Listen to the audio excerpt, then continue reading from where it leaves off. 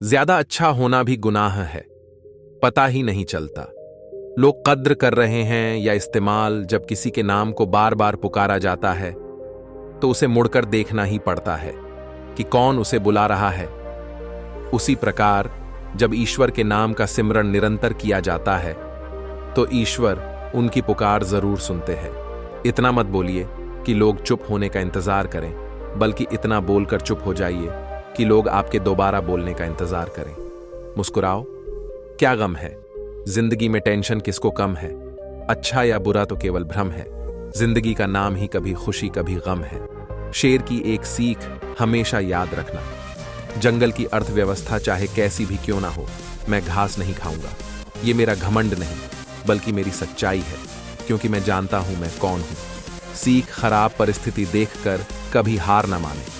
भगवान पर यकीन रखकर मेहनत करते रहे, क्योंकि भगवान ने आपको जीतने के लिए भेजा है और आपको हर हाल में जीत कर दिखाना है। ज्यादा बातें करता है लेकिन तोता उड़ान छोटी भरता है। शांत रहकर बाज बादलों से भी ऊंचा उड़ता है। इससे हमें यह सीख मिलती है, ज्यादा बोलने वाले कुछ नहीं कर पाते, और जिन्हें कुछ करना होता है वो शांत रहकर लाइफ में बहुत कुछ कर जाते हैं। शेर खुद से 10 गुना बड़े और ताकतवर हाथी को मार गिराता है।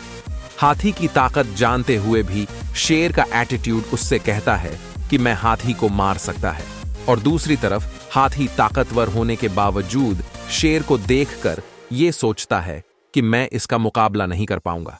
जंगल में शेर से ज्यादा ताकतवर जानवर मौजूद है, लेकिन फिर भी शेर ही राजा कहलाता है।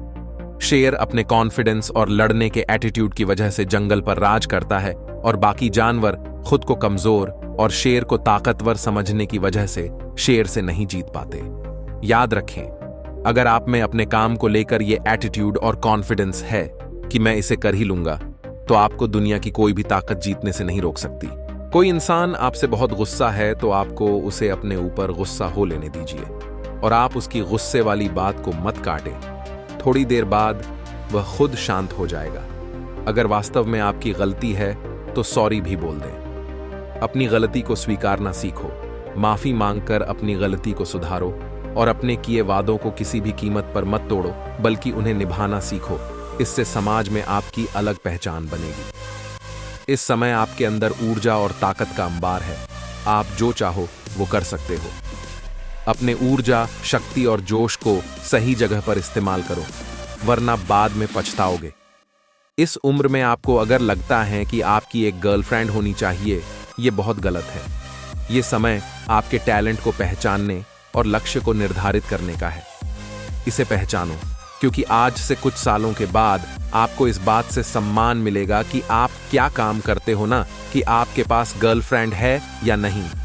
हर व्यक्ति के अंदर महान बनने का एक बीज सोया हुआ है, जिसे अगर जगा दिया जाए और काम पर लगा दिया जाए तो यह आपको उन ऊंचाइयों तक ले जाएगा जहां तक पहुंचने की आपने कभी आशा भी नहीं की होगी।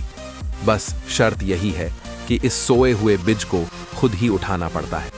खुश रहने वाले लोग दिखावा नहीं करते, कम बात करते हैं। रोज कुछ सीखना, दूसरों की मदद करना, ज्यादा हंसना, बकवास को नजरअंदाज करना। बातचीत करते वक्त हंसने की बजाय मुस्कुराना ज्यादा बेहतर होता है। इससे सामने वाला आपको जज नहीं कर पाता और उसे आप हमेशा एक रहस्यमयी इंसान लगते हैं। याद रखना, जितनी आप मेहनत करते हो, सही समय आने पर आपको उसका रिजल्ट मिलने से कोई नहीं रोक सकता। बस आप थक कर मेहनत करना बंद मत करना। जीवन का सबसे कठिन समय तब आता है जब सच जानते हुए भी अपनों की खुशी के लिए हमें मजबूरी में गलत डिसीजन के लिए राजी होना पड़ता है। कुदरत अच्छे लोगों को सबसे ज्यादा दुख देती है ताकि वो जीवन और लोगों को पहचान पाएं। दुखी व्यक्ति साधारण जीवन से बोर हो जाता है और वहीं से फिर उसके कुछ बड़ा करने की शुरुआत होती है।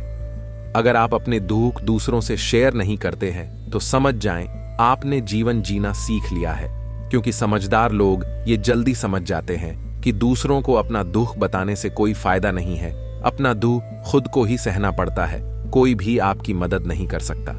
जिस तरह लोग मरे हुए व्यक्ति को कंधा देना पुण्य समझते हैं, उसी तरह यदि जिंदा इंसान को सहारा देना पुण्य समझने लगे, उस दिन हर किसी की जिंदगी आसान हो जाएगी।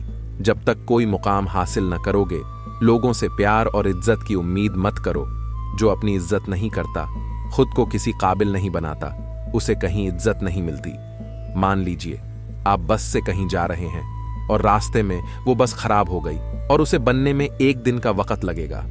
ऐसे हाल में आप क्या करोगे? आप वहां बैठकर इंतजार करोगे?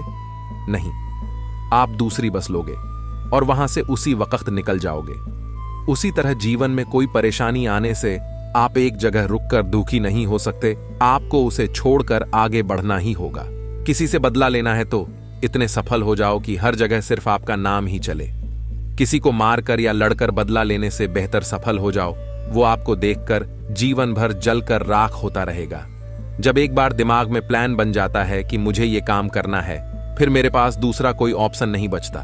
मैं ये सोचने में समय बर्बाद नहीं करता कि आज करूं, कल करूं, परसों करूं।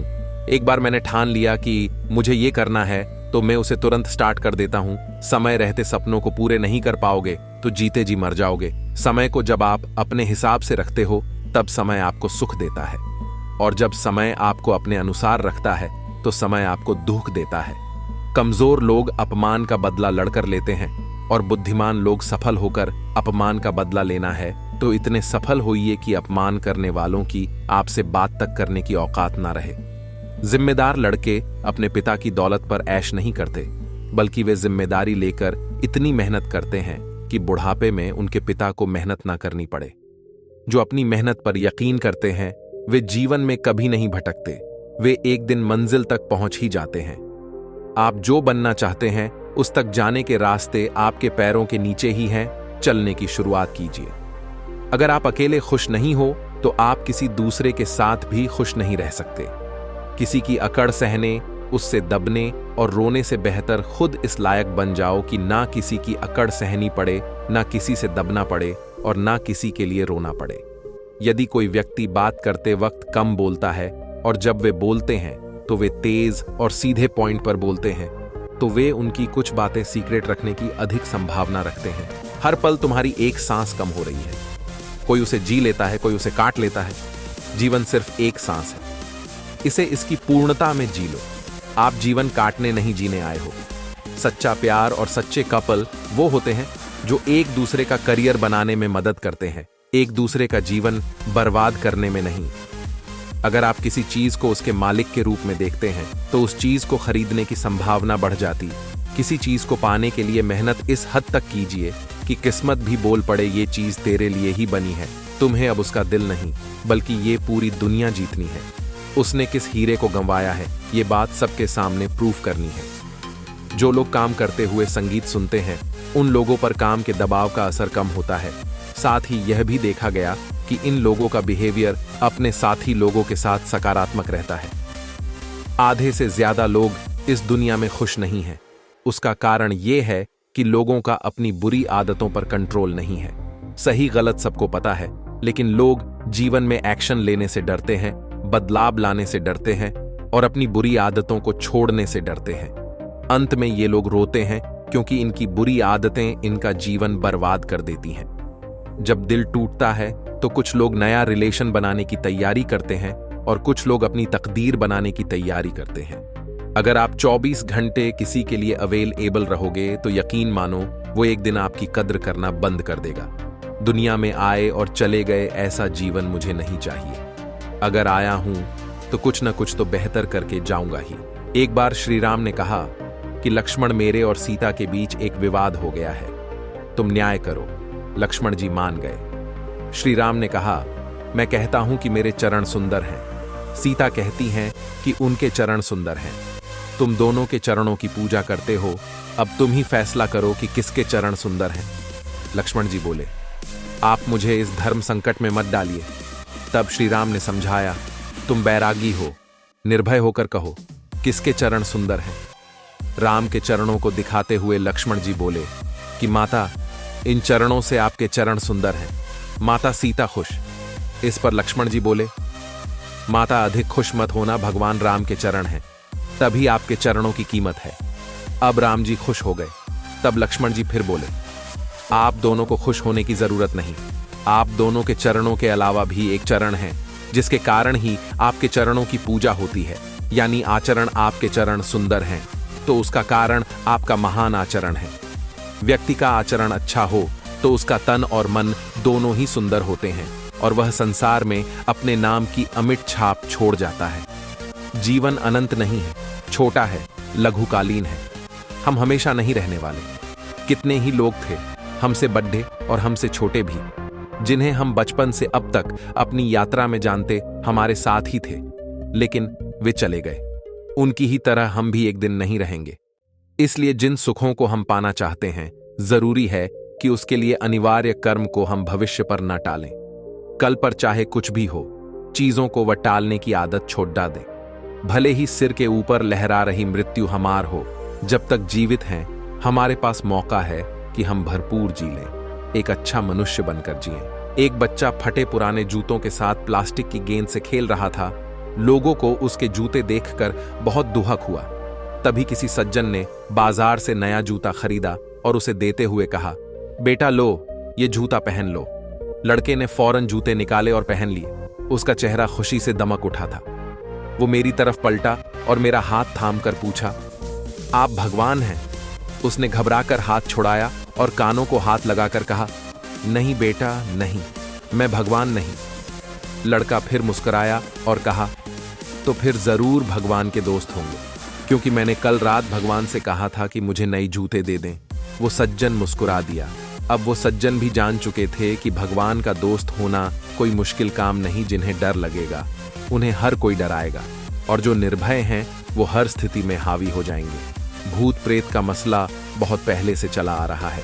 ये होते हैं या नहीं होते हैं, इस पर बहस न करें, लेकिन इस पर चर्चा जरूर करें कि इंसान क्यों डरे। यदि आप केवल से जुड़े हैं तो कभी कभी धर्म भी डरा देता है। धर्म का अगला चरण और परिपक्व स्थिति अध्यात्म है। धर्म का संबंध शरीर से है, वहीं अध्यात्म का संबंध आत्मा से है। जो अध्यात्म से जुड़ जाएगा वो निर्भय हो जाएगा। आजकल हमारे देश में, यहां तक कि दुनिया के कई विकसित देशों में प्रेत बाधित जीवन की बड़ी चर्चा होती है। अप्रत्याशित घटनाओं को मीडिया और बढ़ा चढ़ाकर बताता है। कोई कहता है चीजें अपने आप हिलती हैं, कोई कहता है कि ऊपर की हवा लग गई। कैसे मनुष्य का डर उसकी मनोदशा को एक दृश्य बना देता है। हनुमान चालीसा में एक पंक्ति में लिखा गया है, भूत पिशाच निकट नहीं आवे, महावीर जब नाम सुनावे। इसका सीधा अर्थ है, यदि आप किसी परम शक्ति से जुड़े हैं जो आपके ही भीतर है, जो आत्मा की शक्ति हो सकती है, तो फिर आपको इन सब बातों से अपने आप मुक्ति मिल जाएगी। पर यदि कोई मान ले कि भूत पिशाच होते हैं, तो फिर यूं समझें कि हमारे दुर्गुण ही सबसे बड़े भूत पिशाच हैं और हमें उनसे मुक्ति पानी चाहिए। जीवन में जब भी हम खराब दौर से गुजरते हैं, तब मन में यह विचार आता है कि परमात्मा मेरी परेशानी देखता क्यों नहीं है, मेरे दुख कम क्यों नहीं करता। पर याद रखना, जब परीक्षा चल रही होती है तब शिक्षक मौन रहता है। कांटों पर चलकर फूल खिलते हैं, विश्वास पर चलकर भगवान मिलते हैं। एक बात सदा याद रखना दोस्त, सुख में सब मिलते हैं, लेकिन में दुख में सिर्फ भगवान मिलते हैं। जितना कठोर बनोगे उतनी ही जल्दी लोग आपको हृदय से निकाल देंगे, चाहे आप उनके लिए कितने भी जरूरी हो। जीभ जन्म से होती है और मृत्यु तक रहती है, क्योंकि वो कोमल होती है। दांत जन्म के बाद में आते हैं और मृत्यु से पहले चले जाते हैं, क्योंकि वो कठोर होते हैं। मूर्ख की संगत नहीं करनी चाहिए। मूर्खों की संगत से केवल दुख, समस्या और अशांति ही मिलती है। जैसे लोहा जल पर नहीं तैर सकता है, वैसे ही मूर्ख की संगत से कोई लाभ नहीं मिल सकता है। स्वाति नक्षत्र की बूंद जब केले के पत्ते पर पड़ती है तो वह कपूर बन जाती है, सीप में पड़ती है तो वह मोती बन जाती है, और सांप के मुंह में पड़ती है तो वह विष बन जाती है। जैसी संगत होती है वैसी रंगत चढ़ जाती है। मनुष्य के जीवन के एक क्षण का भी पता नहीं है, न जाने किस पल में प्रलय हो जाए, कब मृत्यु आ जाए। इसलिए अमुक स्थिति हो जाने पर भगवान का भजन करूंगा, ऐसी धारणा छोड़ देनी चाहिए और अभी जो जिस अवस्था में है उसे उसी अवस्था में भगवान की कृपा का आश्रय करके साधन आरंभ कर देना चाहिए। आधे क्षण का भी विलंब नहीं करना चाहिए। एक वक्त की बात है, एक बहुत बड़ी कंपनी थी और वह कंपनी बहुत ही घाटे में चल रही थी। इस बात से उसे कंपनी का मालिक और उस कंपनी के सारे लोग बहुत परेशान थे, क्योंकि जब कंपनी की तरक्की नहीं हो रही थी तो उनकी भी तरक्की नहीं हो पा रही थी। अब उस कंपनी के सारे लोग इस बात से परेशान थे कि आखिर किस वजह से हमारी कंपनी की तरक्की रुक सी गई है। सारे लोग उस वजह को ढूंढने में लगे थे। तो एक दिन उस कंपनी के मालिक ने सभी लोगों की टेबल पर एक लेटर रख दिया। जब सारे लोग ने उस लेटर को खोलकर देखा तो उस लेटर में लिखा हुआ था कि इतने दिनों से जो हमारे कंपनी की तरक्की नहीं हो पा रही थी, इसका वजह हमारी ही कंपनी का एक इंसान था जिसकी आज डेथ हो चुकी है, और हम सब लोग उस इंसान के घर पर अभी जा रहे हैं। सारे लोग रेडी हो जाओ। जब सारे लोगों ने वह लेटर पढ़ा तो लोगों को खुशी तो बहुत हुई कि जिस इंसान की वजह से हमारी कंपनी की तरक्की नहीं हो पा रही थी, अब वह इंसान इस दुनिया में नहीं रहा और अब हमारी कंपनी फिर से तरक्की करने लगेगी। लेकिन वह सारे लोग थोड़ा दुखी भी हुए कि जो भी था तो हमारी कंपनी का इंसान और आज उसकी डेथ हो चुकी है। तो उस कंपनी के मालिक ने सारी लोगों को एक जगह जमा किया और वह सब मिलकर उस इंसान के घर पर गए, और वहां पर एक बड़ा सा हाल था और उस हाल के बीच में एक कफन रखा हुआ था। अब उस कंपनी के सारे लोग एक एक करके उस कफन के पास जा रहे थे और उस इंसान को देख रहे थे। सारे लोग यह देखने के लिए एक्साइटेड थे कि आखिर वह इंसान कौन था। तो जब एक एक करके सारे लोग उस कफन के अंदर देख रहे थे तो सारे हैरान हो जा रहे थे। उस कफन में कोई इंसान नहीं था, बल्कि उस कफन में एक मिरर रखा हुआ था जिसमें उन सारे लोगों को अपनी ही शक्ल नजर आ रही थी। इस कहानी से हमें यह सीख मिलती है कि हमारी जिंदगी में हम जिस भी पोजीशन पर है वह हम किसी और की वजह से नहीं, बल्कि अपनी खुद की ही वजह से हैं। हम बहुत सी बार अपनी परिस्थितियों को दोष देते हैं, मजबूरी को दोष देते हैं, लेकिन हम यह नहीं सोचते हैं कि आज हम जो मजबूर है, यह आज हम पर जो हालात है, वह भी हमारी खुद की ही वजह से है। हम हमेशा अपने काम को कल पर टालते रहते हैं, काम करने का भी मूड नहीं है। ये सब बहाने देकर हम खुद को ही कभी आगे बढ़ने नहीं देते हैं। अगर हम अपने काम में अपना 100% नहीं देंगे तो हमारी तरक्की कभी नहीं हो सकती। सपने तो हम बहुत बड्ढे बड्ढे देख लेते हैं, लेकिन बाद में हमें खुद पर ही शक होने लगता है कि क्या यह मेरे सपने सच हो पाएंगे? क्या मैं इन सपनों को सच कर पाऊंगा?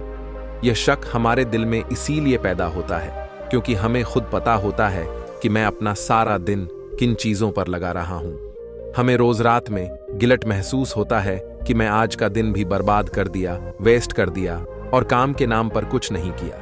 अगर आप भी चाहते हो कि आपको गिल्ट महसूस ना हो तो आपको उन बहानों को साइड में रखकर अपने काम पर फोकस करना पड़ेगा। वो कहते हैं ना कि मेहनत इतनी खामोशी से करो कि कामयाबी शोर मचा दे। जीवन में कितना भी बड़ा दुहक क्यों ना आए, अगर उसको ठीक कर पाना आपके बस में नहीं है तो 5 मिनट से ज्यादा दुहुकी मत होना और आगे बढ़ जाना, तभी जीवन जीना सीख पाओगे। वरना आप जीवन भर किसी न किसी बात को लेकर दुहुकी ही रहोगे। अपने सपनों को पूरा करने के लिए एक निश्चित योजना बनाएं और उस पर कार्य तुरंत शुरू कर दें। फिर चाहे इस योजना को शुरू करने के लिए तैयार हो या ना हो। आप जिन लोगों के साथ रहते हैं, आपकी सोच और काम करने की क्षमता उनके जैसे ही हो जाता है।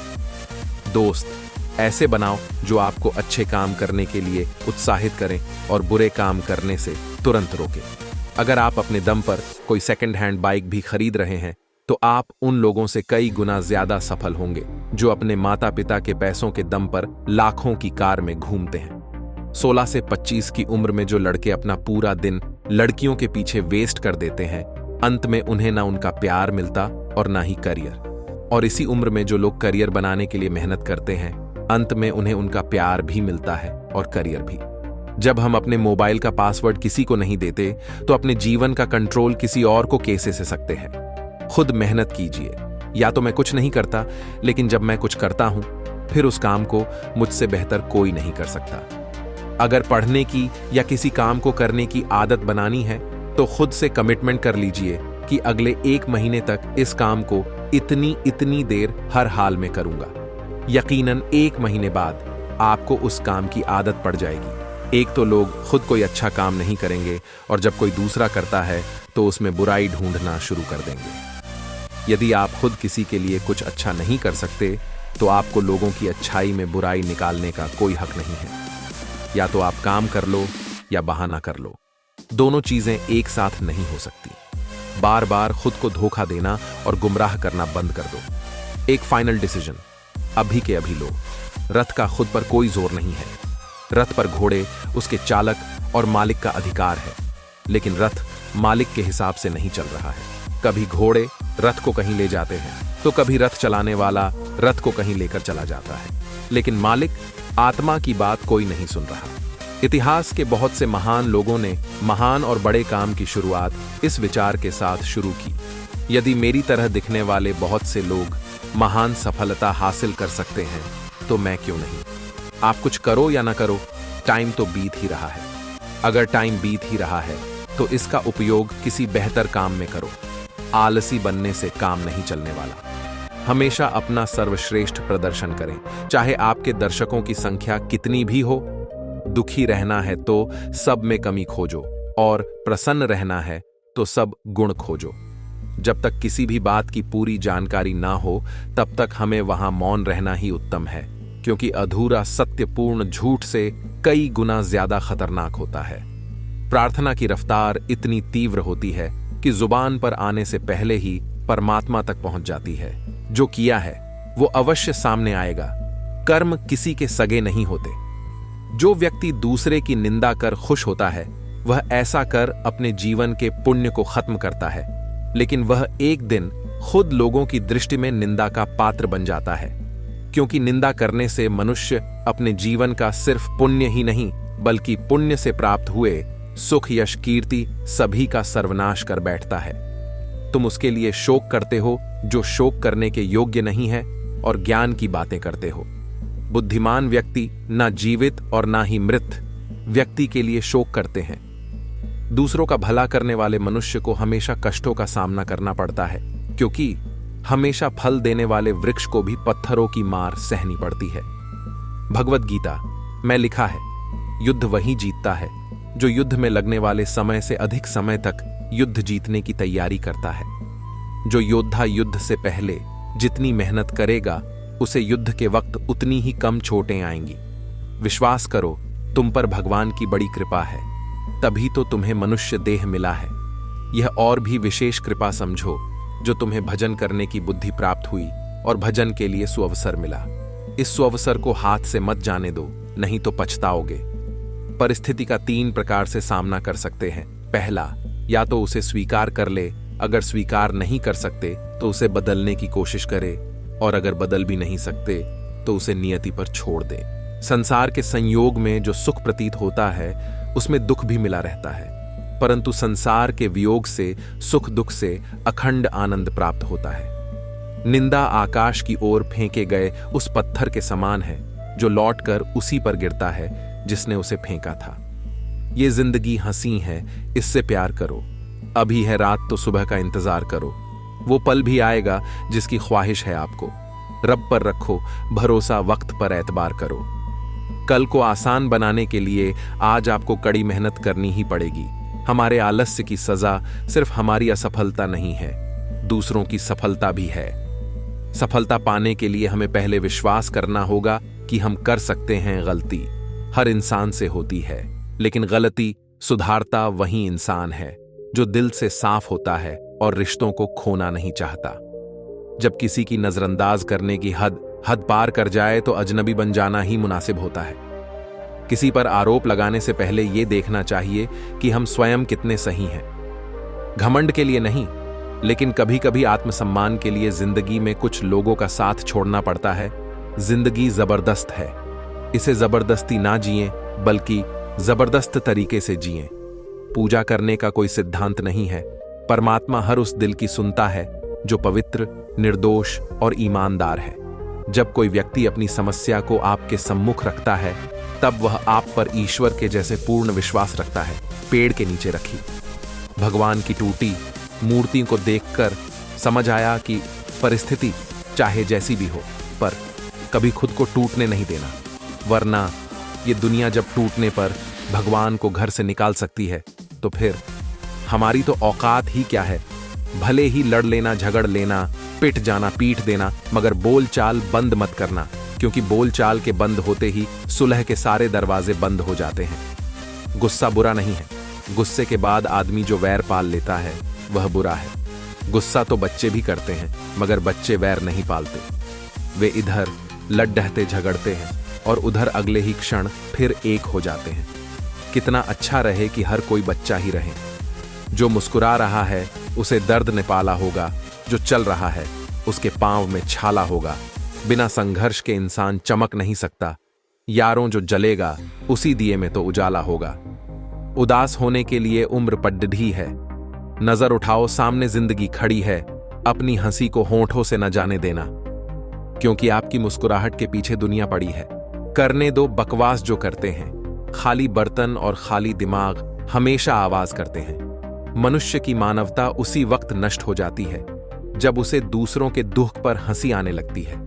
सुख में मनुष्य ईश्वर को याद नहीं करता, जब दुख में होता है तभी याद करता है, क्योंकि दुख में हम जिम्मेदारी दूसरों पर डाल देते हैं और सुख में जिम्मेदारी खुद ले लेते हैं। जब से मुझे पता चला कि मखमल के गद्दों पर सोने वालों के सपने नंगी जमीन पर सोने वालों के सपनों से मधुर नहीं होते, तब से मुझे प्रभु के न्याय में और दृढ़ श्रद्धा हो गई। एक अच्छे इंसान को धोखा देना हीरे को फेंकने और चट्टान को उठाने के समान है।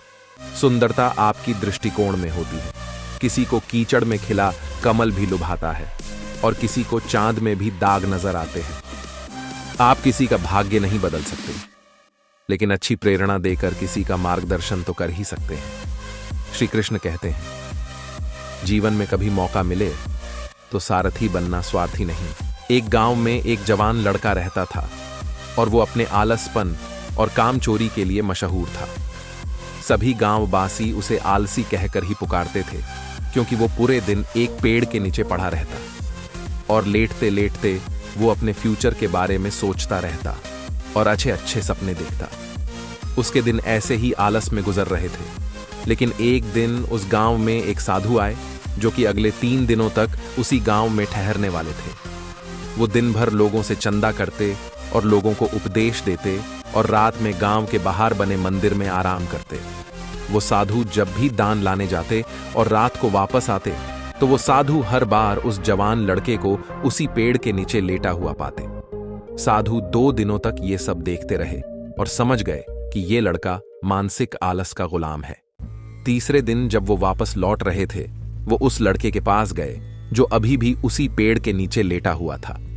साधु ने लड़के से कहा, बेटे, मेरे पास तुम्हारे लिए एक काम है। मैं चाहता हूं कि तुम उस पहाड़ी के चोटी तक जाओ और वहां से मेरे लिए एक पंख लेकर आओ। लड़के ने लेटे लेटे ही अपना सर पहाड़ी की तरफ किया और अपनी नजर उस पहाड़ की चोटी की तरफ ले गया और उसने साधु की तरफ देखा और उपहास लेते हुए कहा, यह असंभव है। मैं उस पहाड़ी के ऊपर तक नहीं जा सकता। मैं बहुत आलसी हूं। साधु ने मुस्कुराते हुए कहा, अरे, मुझे जिस पंख की तलाश है वो इस पहाड़ी के शिखर पर भी नहीं मिलेगा। वो तो इस पहाड़ी के दूसरे तरफ एक गुम्फा के अंदर मिलेगा, जिसके लिए इस पहाड़ी के शिखर तक चढ़कर फिर नीचे उतरना होगा। लेकिन वो कोई साधारण पंख नहीं है। वो ऐसा पंख है जिसे तुमने कभी नहीं देखा होगा।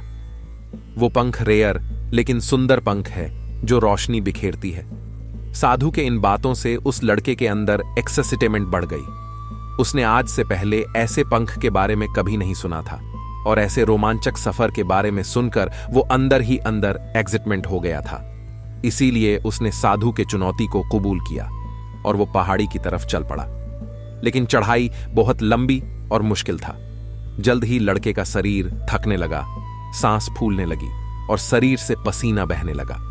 लेकिन फिर भी उसने चलना जारी रखा। वो जैसे जैसे ऊपर और ऊपर चढ़ता गया, उसे खुशी महसूस होने लगी, जिसे उसने आज से पहले कभी महसूस नहीं किया था। आखिरकार जब वो कड़िढ़ी मेहनत और लंबे कोशिशों के बाद पहाड़ी के शिखर पर पहुंचा तो वो पूरे तरीके थक चुका था, लेकिन वो बहुत खुश था। उसे अंदर से आत्मसंतुष्टि का एहसास हो रहा था। उसके चेहरे पर योद्धाओं जैसी मुस्कान थी, जैसे उसने कोई युद्ध जीत लिया हो। फिर उसने पहाड़ी के शिखर से नीचे देखा।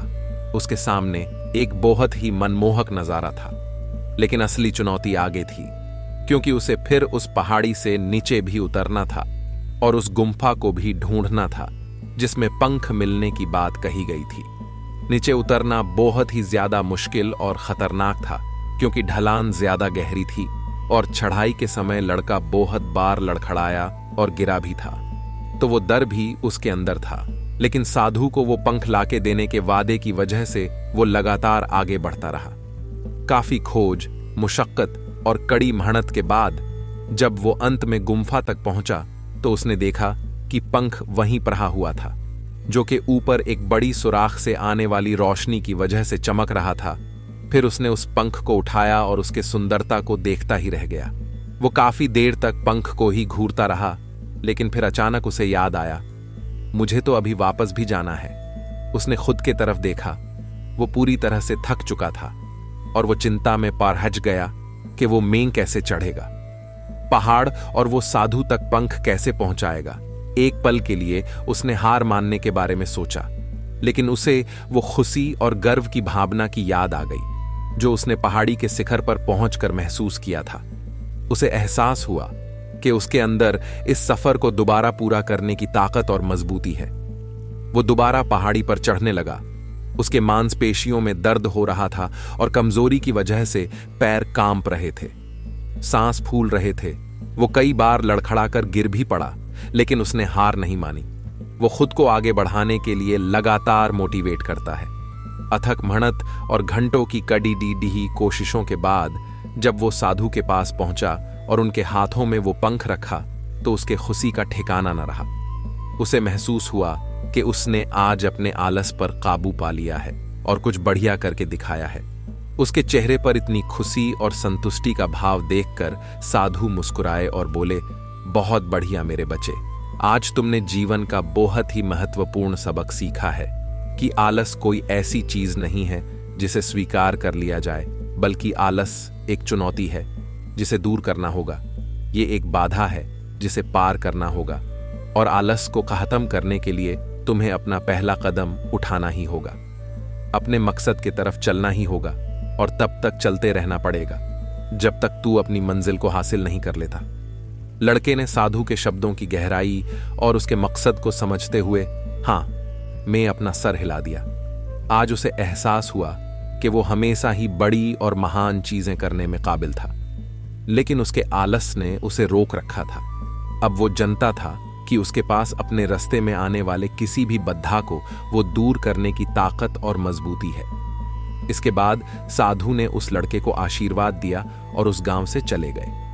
इस कहानी से सीखने वाली बात यह है कि मकसद इम्पॉसिबल लगने के बावजूद भी अगर हम उसे पूरा करने के लिए खुद को आगे बढ़ाते हैं, तब हम अपने अंदर ऐसी ताकत और मजबूती की खोज करते हैं जिसके बारे में हम कभी नहीं जानते थे।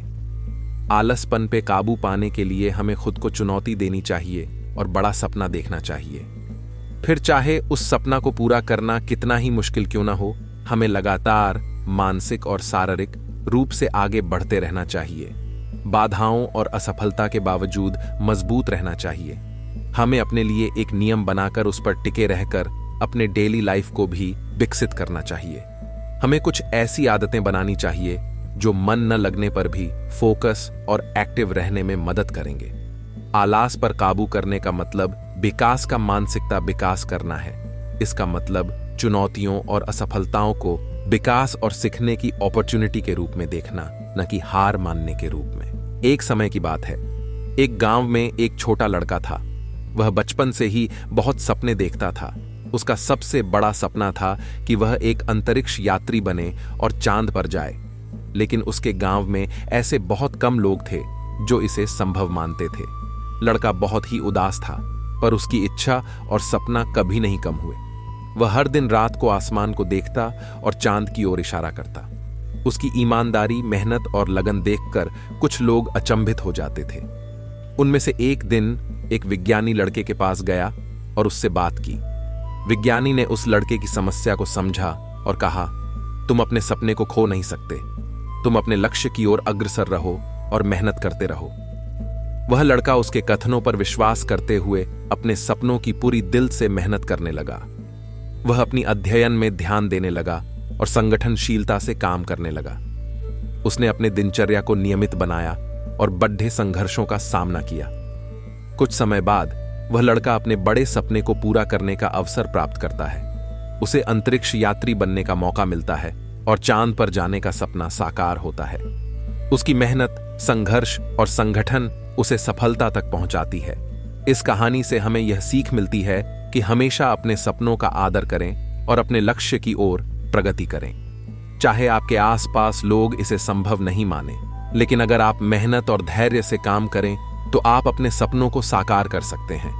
मेहनत, अवधारणा और संघर्ष आपको अपार सफलता तक ले जा सकते हैं। इसलिए हमेशा आगे बढ़ने के लिए प्रेरित रहें और अपने सपनों को हकीकत में बदलें। एक समय की बात है, एक छोटी सी चिड़िया मधु थी। मधु के पास ऊंचा उड़ान भरने और नई जगहों का खोज करने के बड़े सपने थे। हालांकि मधु का पंख कमजोर था, जिसके कारण वह अन्य पक्षियों की तरह उड़ने में सक्षम नहीं थी। अपनी सीमाओं के बावजूद मधु कभी उम्मीद नहीं खोई। वह दूसरे पक्षियों को आकाश में ग्रेसफुल रूप से उड़ते देखती और खुद को उनमें शामिल करती। वह गहरे अंदर जाने की योग्यता रखती है, भले ही उसकी शारीरिक क्षमताएं मेल न खाती। एक दिन जब जंगल में एक मजबूत हवा का झोंका चला तो मधु को भी साथ ले गया। जैसे वह ऊंचाई पर उठती गई, वह उत्साह और संकल्प का एक आवेश महसूस करती है। वह अपने पंख फैलाती है और अपनी पूरी ताकत से पंख हिलाना शुरू करती है। चौंकाने के बाद मधु उड़ने लगती है। यह अन्य पक्षियों की तरह अच्छी तरह उड़ान नहीं होती, लेकिन यह उसका खुद का अनोखा तरीका होता है। आसमान में लहराते हुए वह एक आजादी और खुशी की फीलिंग महसूस करती है, जो उसने पहले कभी नहीं महसूस की थी। मधु की असाधारण उड़ान की खबर जंगल में फैल गई, जिससे उन जानवरों को प्रेरित हुआ जो अपनी खुद की चुनौतियों का सामना कर रहे थे।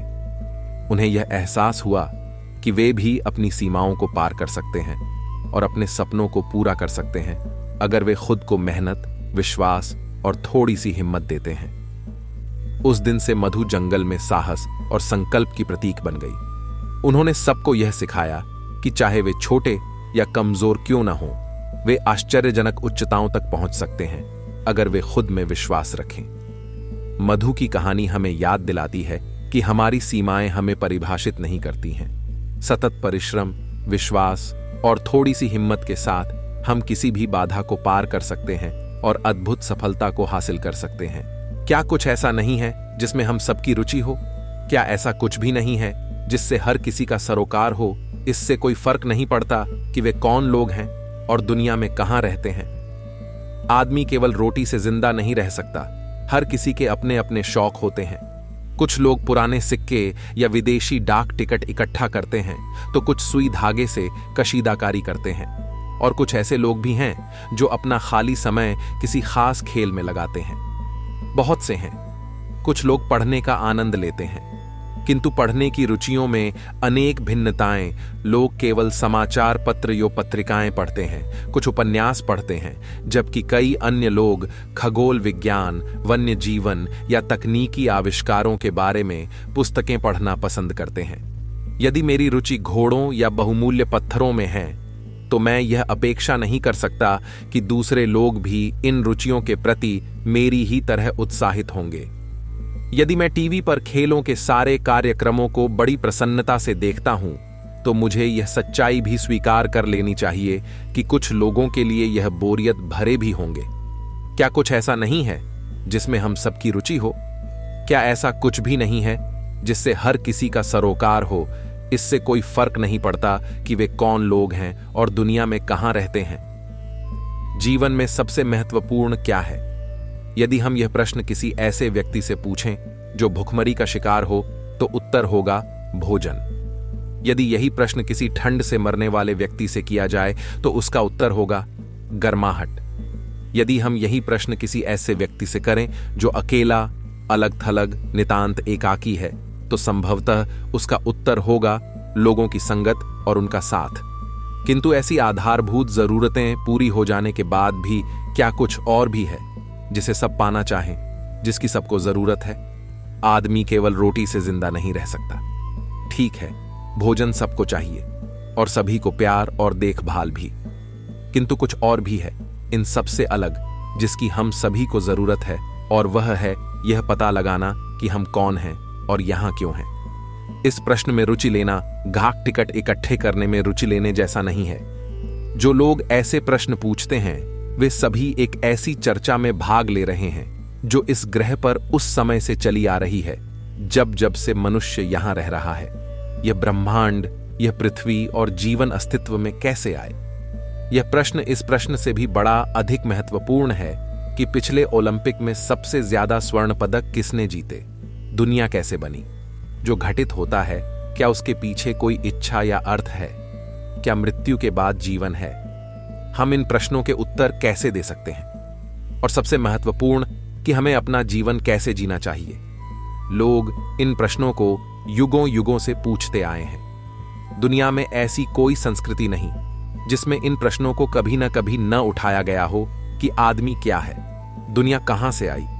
आज भी हर व्यक्ति को इन्हीं प्रश्नों के अपने उत्तर खोजने हैं। दुनिया एक पहेली और अधिकांश वयस्क लोग इस दुनिया को जैसी है वैसी ही स्वीकार करके संतुष्ट हो जाते हैं।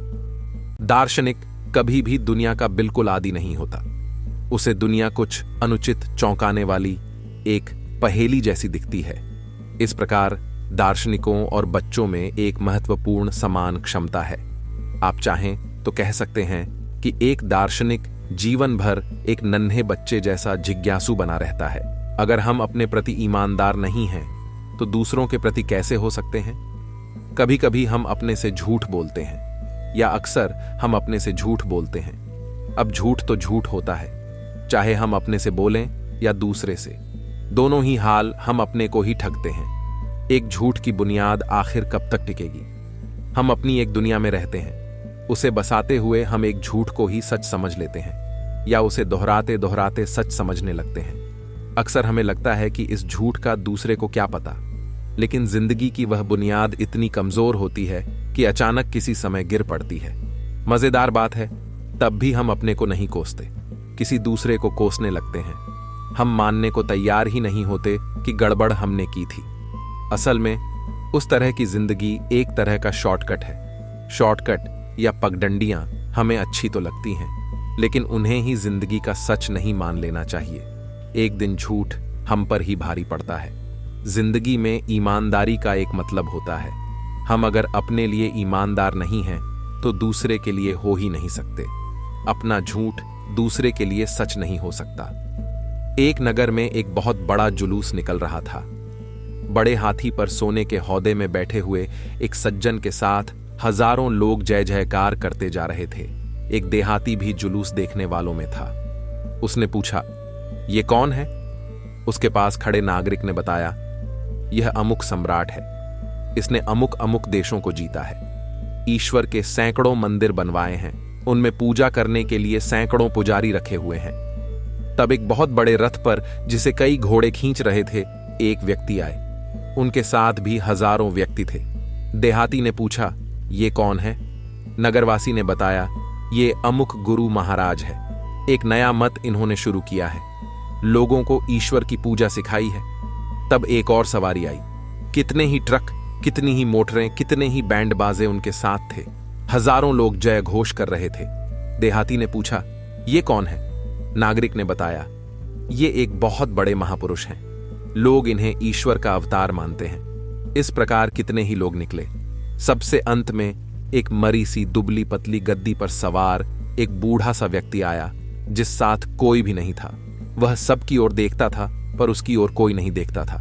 देहाती ने पूछा, ये कौन है? नगरवासी ने कहा, ये ईश्वर है, जिसने सबको बनाया है, जो सबकी पालना करता है, सबकी शक्ति है। यही बात संसार में हो रही है। इसे ईश्वर और आत्मा की नहीं, उन वस्तुओं की आवश्यकता है जो थोड़ी देर के लिए बनती है और फिर सदा के लिए समाप्त हो जाती है। इससे हमें यह सीख मिलती है, ईश्वर को सब मानते हैं पर ईश्वर की कोई नहीं मानता। एक बहुत समय की बात है। भरूंड नामक एक विचित्र पक्षी रहता था, जिसके सिर दो थे किंतु धड़ एक ही था। दोनों सिर के अंदर कोई एकता नहीं थी। दो दिमाग होने की वजह से वे दो दिशाओं में सोचते थे। यदि एक दिमाग एक दिशा की ओर जाने की सोचता था तो दूसरा दूसरी दिशा की ओर जाने की सोचता था। दोनों सिर का एक दूसरे से बैर था। क दिन भारूंड भोजन की तलाश के लिए निकला। उसे एक फल गिरा दिखा तो उसने चोंच मारी और बोला, वाह क्या मस्त फल है, इसको तो मैं ही खाऊंगा। मैं भी छक्कर देख लेता हूं। ऐसा कहकर उसके दूसरे सिर ने जैसे ही चोंच मारकर फल को खाना चाहा, दूसरे सिर ने उसे रोक लिया और बोला, अपनी गंदी चोंच इस फल से दूर रख, इसको मैंने ढूंढा है तो इसको खाऊंगा भी मैं ही। अरे हम दोनों एक ही शरीर के दो भाग हैं और इसीलिए है खाने पीने की चीजें तो हमें कम से कम बांट कर खानी चाहिए। सिर बोला, खाने का मतलब सिर्फ पेट भरना ही नहीं होता है भाई, जीभ का स्वाद भी कोई चीज होती है। जीभ के स्वाद से ही तो पेट को संतुष्टि मिलती है। मैंने तेरी जीभ के स्वाद का कोई ठेका नहीं ले रखा है। पहले आराम से फल खाने दे, उसके बाद डकार आएगी, तब मजा आएगा। उसके बाद वह फल खाने लगा। अपने अपमान का बदला लेने की अब दूसरा सिर ठान चुका था। एक दिन भारूड भोजन की तलाश में घूम रहा था। उसे एक फल दिखा। दूसरे सिर ने उस फल को उठा लिया और खाने ही वाला था कि पहला सिर जोर से चिल्लाकर बोला, अरे इस फल को मत खाना, यह जहरीला फल है जिससे हमारी मौत हो सकती है। दूसरा सिर हंसकर बोला, चुपचाप अपना काम देख, मैं क्या खा रहा हूं और क्या नहीं खा रहा, उससे तुम्हें क्या मतलब। भूल गया उस दिन की बात। पहले सिर ने उसको समझाने की कोशिश की, किंतु वह नहीं माना और अंत में सारा फल खा लिया और भारूड तड़प तड़प कर मर गया। इस कहानी से हमें यह सीख मिलती है, आपस की फूट ले डूबती है। लालच से कभी कोई फायदा नहीं होता। खुदाई के दौरान मजदूरों को जमीन के नीचे लकड़ी के 3 संदूक दबे मिले। पूरे इलाके में आनन फानन में ही यह खबर फैल गई, पाल तक भी पहुंची। अगले ही दिन उन्होंने संदूकों पर अपना दावा ठोक दिया। हर संदूक करीब 1000 किलोग्राम वजनी था। पाल को लगा कि इनमें जरूर खजाना छिपाकर रखा गया होगा। जूता कंपनी भी इन पर दावा कर रही थी। इस लड़ाई के बीच शहर में अटकलबाजियों का बाजार गर्म हो गया। अटकलें खजाने के आकलन के इर्द गिर्द थीं। दावा किया जा रहा था कि संदूक 3 सदी पुराने हैं। इनमें किसी काल्पनिक खजाने को लेकर भी सबके अपने अपने दावे थे। इसी बीच संदूक पुलिस ने जब्त कर ली और पाल्व जूता कंपनी की लड़ाई कोर्ट पहुंच गई। लेकिन वहां भी तारीख पर तारीख। 6 साल तक मुकदमेबाजी चलती रही। हर निकलते साल के साथ दोनों पक्षों की पेशानी पर चिंता की लकीरें गहरी होती जा रही थीं। कानूनी लड़ाई में पैसा पानी की तरह बहाया जा रहा था। दोनों तरफ से कहा जा रहा था कि संदूकों पर पहला हक उनका है। आखिर फैसले का दिन आ गया। अलीपुर सिविल कोर्ट ने पुलिस को संदूक खोलने का आदेश दिया। संदूक खोले जाने के दौरान पाल और जूता कंपनी के प्रतिनिधियों को भी मौजूद रहने को कहा गया। कोर्ट के आदेश में यह साफ था कि संदूकों में मिली सामग्री के आधार पर उनके मालिकाना हक के बारे में फैसला किया जाएगा। बहरहाल पिछले सोमवार को इस कहानी का क्लाइमैक्स सामने आया। गरिया घाट पुलिस स्टेशन में सभी पक्षों की मौजूदगी में संदूक खोले जाने थे, या कहिए कि तोड़े जाने थे। संदूकों पर धातु की मोटी परत चढ़ाई गई थी, इसलिए पहले पहल पुलिस ने अपने स्तर पर संदूकों में दरार कर उन्हें खोलने की कोशिश की। लेकिन सफलता नहीं मिली तो फायर डिपार्टमेंट की टीम को बुलाया गया। उनसे कहा गया कि गैस कट्टर साथ में लेकर आएं। पुलिस थाने में इस मौके पर जबरदस्त भीड़ हो गई थी। हालांकि थाने की बाउंड्री वॉल को नीली शीट लगाकर 2 फीट तक ऊंचा कर दिया गया था। मेन गेट पर भी इसी तरह की शीट लगा दी गई थी ताकि भीतर क्या चल रहा है यह नजर न आए। फिर भी बड़ी संख्या में लोग गेट और बाउंड्री वॉल पर टंगे हुए थे, भीतर झांक रहे थे। हर कोई खजाने की एक झलक पाने को बेताब हो रहा था। पुलिस वालों में भी उत्सुकता थी। वे भी सब काम छोड़कर इसी पर नजर गड़ाए थे कि संदूकों में आखिर निकलता क्या है। थाना तमाशबीनों का अड्डा बना हुआ था। हर शख्स अंदाज लगा रहा था कि संदूकों में सोना चांदी, हीरा जवाहरात होगा या कोई अन्य बेशकीमती चीज। और इसी सब के बीच पहला संदूक खोल लिया गया। हर निगाह उसकी तरफ जा टिकी। लेकिन यह क्या, संदूक के भीतर भी 8 बॉक्स। उन्हें भी खोला तो मिली कनाडा से लाई गई खास किस्म की नीडल्स। फिर दूसरा संदूक खुला तो उसमें धूल और गर्द के अलावा कुछ नहीं मिला। अब तक थाने से भौड़ काफी हद तक छंट गई थी। कुछ इक्के दुक्के आशावान ही बचे थे। आखिर में तीसरा संदूक खुला तो उसमें निकला कटा फटा लेटर हेड। और हां, आखिरी संदूक में कुछ रकम भी निकली। यही कोई 4-5 रुपए। ये भी बहुत करीने से प्लास्टिक के कवर से लपेटे गए थे। अब तक थाना पूरी तरह खाली हो चुका था। पुलिस वाले भी अपने अपने काम में लग गए थे और एक दो जवान बिना किसी सिक्योरिटी गार्ड के ही संदूकों से निकला खजाना लेकर कोर्ट के लिए रवाना हो चुके थे। सीखने वाली बात यह है कि लालच बुरी बला। बुजुर्ग कह गए हैं, लालची लोग किंवदंतियों के पीछे भागते रहते हैं और अपना कीमती वक्त और पैसा बर्बाद कर बैठते हैं। अपने अतीत को भूल जाएं। इसे जितना याद रखेंगे उतने ही अधिक परेशान होंगे। भूत को भूलने के लिए मन को स्थिर करना होगा और यहां काम आएगा ध्यान यानी मेडिटेशन। कभी कभार कोई हमारे सामने या हमसे जुड़ी कुछ ऐसी बात बोल देता है जिसे भूलना अत्यंत कठिन हो जाता है। वह तो यह बात 2 मिनट में कह जाता है, लेकिन हमें उसे भूलने में 2 महीने या 2 साल तक लग जाते हैं। 2 मिनट में भी होता है, आप उसे हमेशा के लिए याद रख लेते हैं। आप अपने दिमाग में कुछ उस बात को दोहराते रहते हैं। जब किसी से बात होती है तब भी आप उस घटना का जिक्र करते हैं। आप अपने मस्तिष्क में उस दृश्य का चित्रण हर समय करते ही रहते हैं। आप हर समय उस घटना का विभिन्न दृष्टिकोण से विश्लेषण करते रहते हैं और उसे सही, गलत, बुरा, दुखद आदि जैसी बातों से जज करने लगते हैं। आप जितनी बार उस घटना पर विचार करेंगे उतनी ही बार और उतना ही ज्यादा आप नए नए निष्कर्षों तक पहुंचेंगे। इनमें से अधिकांश बातों का स्वभाव नकारात्मक ही होता है। ऐसा करने से आप अपने मस्तिष्क में मौजूद इस घटना को और मजबूती प्रदान करते हैं। पहले वह आपके अवचेतन मन में रहती है और धीरे धीरे वह आपकी चेतना में घर कर जाती है। ऐसी स्थिति में वर्षों बाद भी आपको उनके द्वारा कही गई बातें याद रहती हैं, जबकि जिस व्यक्ति ने वह बात कही थी वह तो कब का उसे भूलकर आगे बढ़ चुका है। यह कुछ ऐसा है कि आपका पड़ोसी अपने घर का कूड़ा निकालकर आपके घर में फेंक कर भूल जाता है कि उसने कुछ किया था। अब उस कूड़े को साफ करने की जिम्मेदारी आपकी है। वह तो ऐसा करके अपने घर को साफ कर चुका है। कोई आपसे अपशब्द कहता है और फिर इसे भूल जाता है, परंतु उन अपशब्दों का आपके ऊपर गहरा प्रभाव पड़ता है। हमें यह समझना चाहिए कि अतीत अब बीत चुका है, उसके साथ जुड़ी यादें भी बीत चुकी हैं। आपके पास अगर कुछ है तो वह है वर्तमान, जिसे जीना और अपने लिए उसे खुशगवार बनाना आपकी जिम्मेदारी है। हमें सबसे अधिक काम वर्तमान को लेकर करना चाहिए। सबसे ज्यादा सावधानी वर्तमान के प्रति रखनी चाहिए। इसी अवस्था में जीवन जीवंत है। भूतकाल में जीवन के साथ यादें हैं, भविष्य में जीवन एक कल्पना है, लेकिन वर्तमान में जीवन जिंदा है। जिंदगी को जिंदा देखना हो तो वर्तमान को ठीक से जीना सीखना होगा। वैसे तो मुर्दे के पास भी एक जिंदगी होती है। आखिरी सांस लेने के बाद जलाए या दफनाए जाने तक जो समय होता है वह मुर्दे की जिंदगी है। हमने यदि वर्तमान को नहीं समझा तो हमारी जिंदगी भी मुर्दे की तरह है। वर्तमान कितना बारीक है थोड़ा इसे भी समझना पड़ेगा, क्योंकि वर्तमान तुरंत अतीत में बदल जाता है और भविष्य शीघ्र वर्तमान में उतर आता है। अपने अतीत को भूल जाएं। इसे जितना याद रखेंगे उतने ही अधिक परेशान होंगे। भूत को भूलने के लिए मन को स्थिर करना होगा और यहां काम आएगा ध्यान यानी मेडिटेशन। जब हम ध्यान में उतरते हैं तो अपने भूतकाल को भूल रहे होते हैं। कल से ऊंचा आज। भविष्य के प्रति सबसे बड़ी सावधानी तो यह रखना है कि हमारा भविष्य भूत और वर्तमान से हमेशा ऊंचा होता है।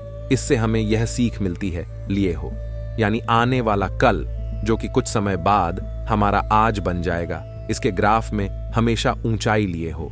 सीधी सी बात है, हर आने वाला कल आज से ऊंचा होना चाहिए। इसको लेकर बहुत सावधान रहिए। मैं ठीक हूं, ये तो हम किसी को भी कह सकते हैं, लेकिन मैं परेशान हूं। ये कहने के लिए कोई बहुत खास चाहिए। मुश्किल नहीं है कुछ दुनिया में, तू जरा हिम्मत तो कर। ख्वाब बदलेंगे हकीकत में, तू जरा कोशिश तो कर। आंधियां सदा चलती नहीं, मुश्किलें सदा रहती नहीं। मिलेगी तुझे मंजिल तेरी, बस तू जरा कोशिश तो कर।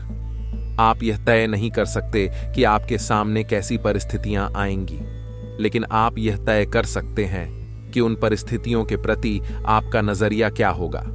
जिस तरह हवा एक दिशा में नहीं बहती है, समय समय में बदलती रहती है, उसी प्रकार आदमी की किस्मत भी समय समय पर बदलती रहती है। इसलिए समय खराब है तो परेशान ना हो, बस समय का इंतजार करें, क्योंकि समय जरूर बदलेगा। आपको पावरफुल बनना है इसलिए नहीं कि आप किसी को दबा सके। आपको पावरफुल बनना है इसलिए कि कोई आपको दबा नहीं सके। हर सफल लोगों में एक बात समान होती है, वो हर हाल में बस अपनी मंजिल पाना चाहते हैं। यूं ही नहीं होती है हाथों में लकीरों के आगे उंगलियां। रब ने भी किस्मत से पहले मेहनत लिखी है।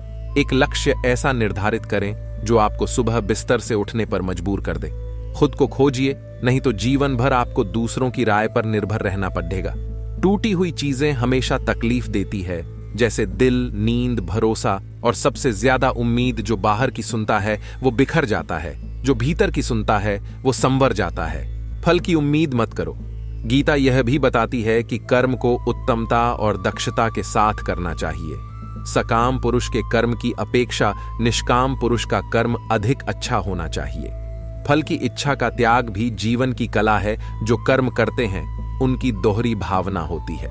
एक तो यह कि अपने कर्म का फल हम अवश्य छकेंगे, यह हमारा अधिकार है, और इसके विपरीत दूसरी यह कि यदि हमें फल छकने को न मिले तो हम कर्म ही नहीं करेंगे।